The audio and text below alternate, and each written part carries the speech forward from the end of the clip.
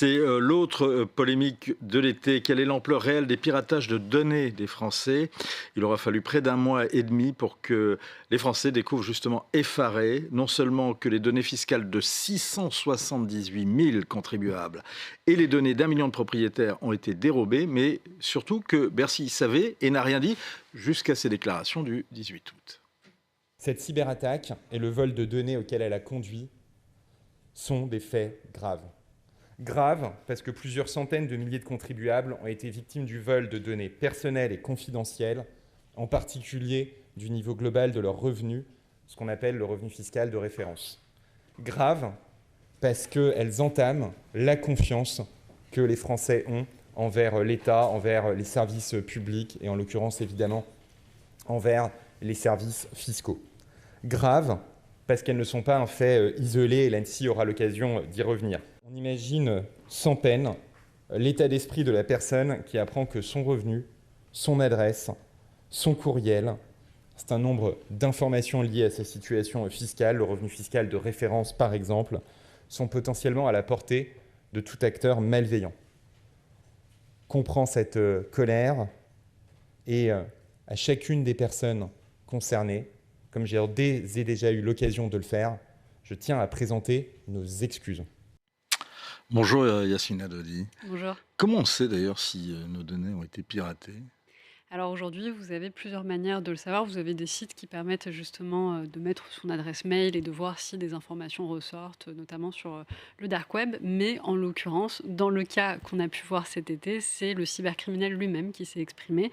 Vous avez des sites un peu comme Le Bon Coin, mais de la cybercriminalité, sur lequel vous retrouvez des cybercriminels qui mettent en vente le butin de leurs attaques. Et dans ce cadre-là, on avait Zero Byte qui avait annoncé mettre en vente les données de la DGFiP.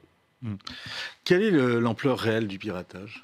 Sur le cas de la DGFiP, on touche quand même à beaucoup de monde, c'est 678 000 personnes qui sont concernées et on est sur des données qui ne sont pas anodines, on est sur des données qui vont avoir des conséquences réelles puisque c'est des données directement liées aux revenus d'un foyer.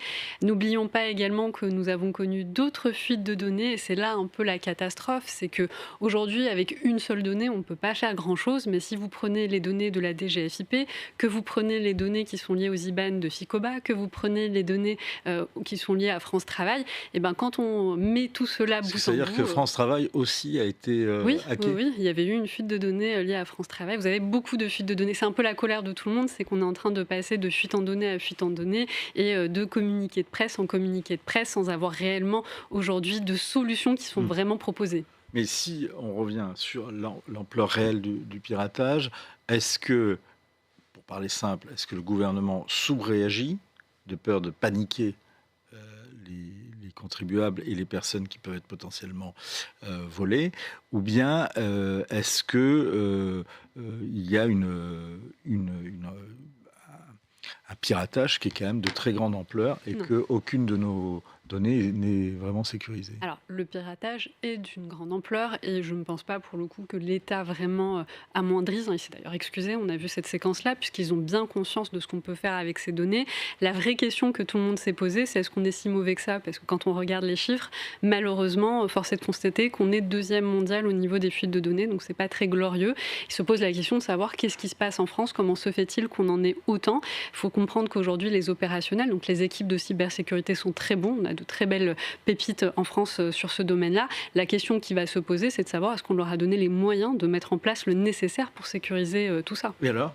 Et bien justement, on va avoir une enquête, j'espère, en tout cas certains parlementaires appellent à avoir une commission d'enquête pour lever le voile. En tout cas, elle ne sera pas à l'Assemblée nationale puisqu'il n'y en a pas. Yael Braun-Pivet avait dit qu'il n'y aurait pas de commission d'enquête parlementaire à l'Assemblée. Certains le demandent en tout cas, et je pense que ce serait salvateur parce que, comme je l'expliquais, on a des communiqués de presse, on explique un peu la technique qui a mené à cette cyberattaque, mais on ne comprend pas vraiment qu'est-ce qui fait qu'on en est là. Est-ce qu'il s'agit de moyens financiers, j'entends, qui n'ont pas été mis en place, de manque de sensibilisation, d'infrastructures vieillissantes? Il n'y a que quand on saura exactement d'où provient ce problème systémique qu'on sera en mesure de mettre en place des solutions. Là, on sait ce qui apparemment, il a été révélé que c'est une maladresse d'un agent des impôts en fait, qui a permis aux hackers de rentrer dans le système. C'est là où le bas blesse, c'est qu'il ne s'agit pas de cyberattaques, que ce soit celle-ci ou celle de la NTS juste avant, de cyberattaques particulièrement complexes. On est sur des choses très simples et c'est pour ça qu'on est aussi un peu effaré face à cette situation-là. Je vous donne un exemple en France. Il y a un secteur d'activité qui est très connu pour être très bon en sécurité, qui est celui du secteur bancaire. Or, le secteur bancaire a des informations un peu similaires à celles de la DGSIP. Donc, on peut se poser la question de savoir pourquoi dans le secteur privé, finalement, on arrive à sécuriser les données. Alors attention, hein, il y a des fuites de données également dans le secteur privé, mais le secteur bancaire, en tout cas, est très connu pour être très vigilant vis-à-vis de ça. Et pourquoi cette vigilance n'a pas été mise en place au même niveau dans le ministère de l'économie et des finances. Et des finances. Yasmine Douadi, si on refait maintenant, si on passe en revue, donc vous me dites France Travail, Bercy, qui d'autre? Ministère de l'Éducation, on en a eu pas mal. La NTS. La NTS, on a eu France Travail, on en a eu beaucoup. C'est un peu la colère, c'est qu'on en a beaucoup, on en vient presque à se poser la question, sommes-nous dans une situation où finalement tout est à l'extérieur? Et c'est là d'où l'importance de comprendre qu'il y a un risque. Il va falloir être vigilant. Qui vole? Alors, les cybercriminels, vous avez des groupes, parfois ils sont tout seuls, parfois ils sont à plusieurs. Si on prend le cas de Zero Byte, ils seraient deux apparemment, puisqu'il y a des communications qui se font entre eux et un hacker éthique qui est connu, qui s'appelle Sax. Leur objectif est très simple, puisqu'ils l'ont... Alors, le hacker, entre guillemets, éthique, c'est de montrer qu'un système n'est pas assez sûr. Exactement. Et d'ailleurs, il fait très attention à vouloir utiliser ce mot-là. D'ailleurs, il demande à ce que les hackers ne soient plus appelés hackers, mais bien cybercriminels pour faire cette distinction. Donc, il a communiqué, il a eu la possibilité de communiquer avec Zero Byte. Apparemment, a priori, il serait deux. Apparemment, a priori, il serait en France. Mais bon, pour l'instant, on n'a pas plus de détails. Ce qui est certain, c'est que l'objectif de cette cyberattaque était purement pécuniaire, puisqu'ils l'ont dit, hein, c'était de faire de l'argent, c'est-à-dire de prendre ces données, de les vendre sur le dark web et potentiellement de pouvoir en tirer un bénéfice financier. Maintenant, la question qui revient souvent, c'est à qui on vend ces données, à quoi elles vont servir. Et d'ailleurs, il a répondu qu'il n'en avait rien à faire de l'impact qu'il y aura plus tard sur les victimes. Il ne fait finalement que les vendre. Eh bien, vous avez plein de manières. Vous avez parfois des services de renseignement qui peuvent racheter des données. Ça peut toujours être utile. Vous allez avoir d'autres cybercriminels qui vont conduire des arnaques en ligne. C'est toutes les campagnes de phishing et de smishing. Et vous avez aussi la criminalité organisée, puisque maintenant, la cybersécurité va au-delà de l'espace numérique. Alors, arrêtons-nous un instant sur ces 3 points. Le phishing.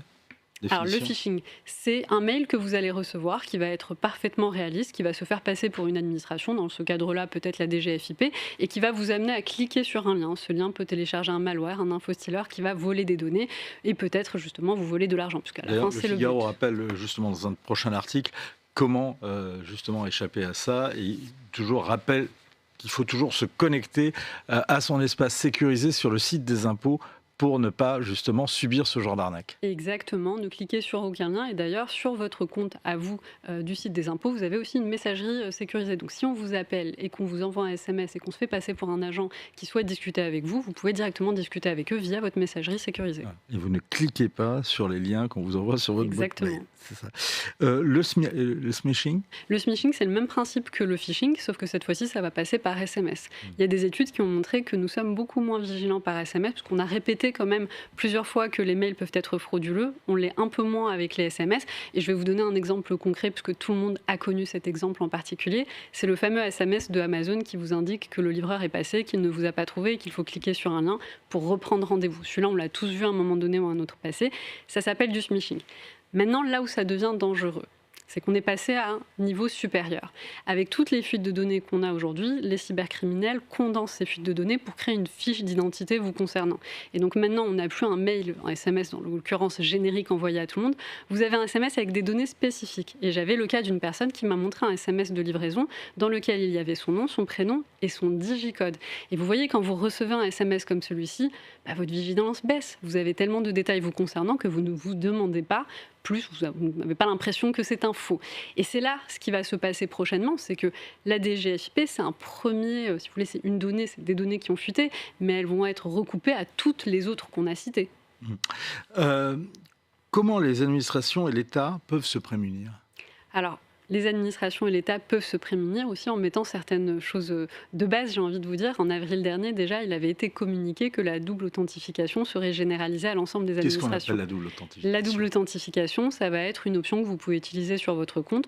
Lorsque vous vous connectez, vous recevez par SMS un code. Vous devez manuellement entrer ce code pour pouvoir entrer sur votre adresse mail, compte Facebook, LinkedIn, que sais-je. C'est 2 fois utile. Le premier, parce que justement, il faut que vous puissiez rentrer ce code pour entrer sur votre mail, donc ça permet de sécuriser. Et le deuxième, c'est que si vous recevez ce SMS-là alors que vous ne vous êtes pas connecté, vous avez aussi une belle indication que quelqu'un vient d'essayer de s'y introduire. Comment nous, citoyens, contribuables, peut-on se prémunir ? En étant vigilant. Ça, c'est la première chose. Mettez en place justement la double authentification que je viens de vous donner. Ça prend quelques secondes, mais ça permet vraiment de faire la différence.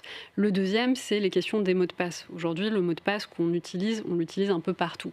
Avant, c'était pas grave, vous aviez un compte. Aujourd'hui, vous en avez 40. Donc, quand vous avez une fuite de données qui touche un compte et que c'est le même mot de passe que vous avez fait sur les 40 qui suivent... Oui, parce qu'on a... se souvenir de 40 mots de passe, c'est un peu compliqué. Et vous avez tout à fait raison, parce qu'en plus, non seulement il faut se souvenir des 40, mais on vous demande à ce qu'ils soient robustes, donc complexes. Utilisez un gestionnaire de mots de passe. Ce sont des coffres-forts qui génèrent des mots de passe uniques par compte, que vous n'avez pas besoin de garder en tête, d'ailleurs que vous ne connaissez pas, qui fait partie justement de ce coffre-fort, qui se met automatiquement sur vos différentes adresses mail ou boîtes lorsque vous avez besoin de vous connecter, et ça vous permet de vous protéger. Et ça, on trouve ça sur le web. Exact. Vous avez plein d'entreprises aujourd'hui qui proposent ça. Aucun système aujourd'hui en place n'a démontré le niveau de sécurité qu'exige des données aussi sensibles, déclare David Lisnard. C'est vrai, c'est faux ? Justement, j'espère que ce n'est pas si faux que ça. Malheureusement, un constat est réel. On a beaucoup de fuites de données et c'est l'une des raisons pour laquelle je pense qu'il va vraiment falloir mettre en place une commission d'enquête. Dans ces conditions intervient une polémique sur la facturation électronique. D'abord, question, qu'apporte aujourd'hui la facturation électronique ? Pourquoi c'est nécessaire ? Alors, la facturation électronique débarque chez nous le 1er septembre, donc au lendemain de toutes ces fuites de données, l'objectif étant d'éviter la fraude. Initialement, l'État souhaitait qu'il y ait une plateforme publique sur laquelle administrative sur laquelle on met toutes nos factures. Finalement, il a reculé vis-à-vis de cette première proposition et on va donc plutôt passer par des plateformes privées. Je donne pour exemple Pennylen, par exemple, que tout le monde connaît, qui par la suite va renvoyer vers cette plateforme publique administrative. Donc, au final, on finit toujours par arriver au même point, c'est juste qu'on a un intermédiaire entre les deux. La polémique aujourd'hui qui existe autour de cette facturation électronique, c'est qu'il a été démontré via ces fuites de données que nous n'étions pas en mesure de sécuriser les données des Français. En ayant une plateforme comme celle-ci, c'est-à-dire une plateforme... Avant même les révélations de fuites de données de cet été. Finalement oui, puisqu'on parle de la NTS, on parlait du ministère de l'Intérieur, on en a d'autres des fuites de données, malheureusement ce n'est pas la première, c'est bien toute la problématique. Mais à la lumière du scandale qu'il y a eu, parce qu'on en a fait beaucoup de bruit, c'est devenu un sujet de société, les gens se posent des questions et demandent des comptes, c'est un peu la différence par rapport à il y a quelques années. Forcément, tout le monde s'est tourné vers cette facturation électronique qui arrive et tout le monde a posé une question tout à fait légitime. Est-ce que c'est sécurisé ? Est-ce qu'aujourd'hui, on a les garanties nécessaires que cette plateforme sur laquelle on va mettre l'ensemble des factures des entreprises françaises assujetties à la TVA, c'est-à-dire près de 10 millions d'entreprises, ne va pas fuiter ? Parce que quand on a une fuite comme celle-ci sur les factures, vous imaginez bien les conséquences. On est quand même... Ça peut être quoi les conséquences ? On est quand même sur le secret des affaires. Vous imaginez pouvoir savoir ce que votre concurrent ou une entreprise a comme client prestataire, quels sont les tarifs qu'elle met. On peut même parler d'ingérence, parce que vous allez avoir d'autres pays qui vont avoir finalement tout le business et l'économie des entreprises françaises. Et puis après, on va rentrer un petit peu plus bas. Ça va nous permettre aussi de faire des arnaques, les mêmes qu'on parlait justement il y a quelques secondes, phishing et smishing. Donc il y a des conséquences réelles. Et aujourd'hui se pose la question, sommes-nous en mesure de garantir que cette plateforme ne fuite pas ? Parce que c'est ce qu'on appelle un single point of failure. C'est-à-dire qu'on va prendre un point qui va centraliser des millions de données. Que pensez-vous qui va se passer ? Vous allez avoir beaucoup de cybercriminels qui vont tenter justement de récupérer le butin. Tout est centralisé au même endroit. Est-il possible de la reporter ? Alors ça, c'est à l'État justement de voir s'il souhaite ou pas la reporter. Je vais vous donner un exemple concret qui s'est passé récemment et qui peut être un exemple peut-être à suivre. Vous savez, on a beaucoup parlé justement de la limitation des réseaux sociaux aux mineurs, plutôt aux jeunes de moins de 15 ans. Pourquoi ? Parce que finalement, mettre cette limitation revenait à demander à tous ceux qui n'avaient pas 15 ans de donner leur pièce d'identité et donc de créer ce fameux point of failure dont je vous parlais, parce qu'on allait donner à un tiers de confiance la possibilité de centraliser des millions de données. Finalement, qu'est-ce qui s'est passé ? On a reporté justement cette obligation parce qu'aujourd'hui, l'État n'était pas en mesure de proposer des garanties de sécurité. Possible de reporter. Est-ce que c'est souhaitable ? Je pense qu'au vu de la situation actuelle, il est souhaitable de reporter et de s'assurer quand même qu'on ait des garanties avant de collecter des millions et des millions de données de Français. Dernier point, peut-être sur cette question-là, un certain nombre d'entreprises disent, alors, sont concernées, pour parler un anglicisme, c'est le B2B. Hein, c'est pas, le grand public n'est pas encore concerné par la facturation électronique. Ça va être le B2B, mais c'est tous ceux qui sont assujettis à la TVA. Donc vous allez avoir les micro-entreprises, vous allez avoir les micro-auto-entrepreneurs. Donc ça va de la très grande entreprise à la personne freelance toute seule. Voyez, donc les freelances sont soumis voilà, même à la s'ils n'ont facturation pas de électronique. TVA, même s'ils n'ont pas de TVA, ils sont assujettis à la TVA. Donc c'est pour ça que finalement, ça va quand même concerner beaucoup de gens. Merci beaucoup Yasmine Douadi. Je rappelle que vous êtes fondatrice de Risque Intel Média.